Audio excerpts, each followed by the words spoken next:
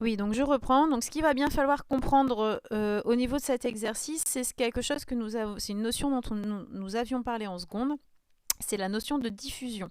Donc quand on avait fait les transports membranaires, souvenez-vous, nous avions parlé des différents types de transports, donc transport passif, transport actif qui nécessitaient de l'énergie. Et dans les transports passifs qui ne nécessitaient pas d'énergie, on avait parlé de la diffusion.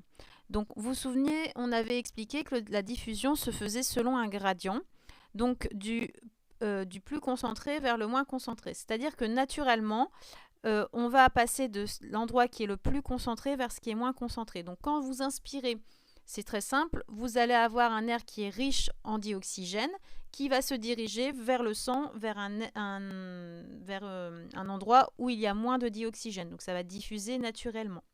Et pareil, au niveau de l'expiration, le CO2 qui est riche dans votre sang va ressortir de façon en diffusant, puisqu'il va être moins concentré et donc il va ressortir dans l'air. Donc il faut bien penser à ce principe de diffusion que nous avions parlé en seconde. Une fois que vous avez compris ça, vous avez tout compris. Voilà pour cette activité. Donc ensuite, pareil, la trace écrite. Je vous ai mis donc avec l'O2 et le dioxygène. Donc on inspire, on prend le dioxygène. Quand on expire, on rejette le dioxyde de carbone. Je vous ai mis des petits schémas explicatifs. Voilà.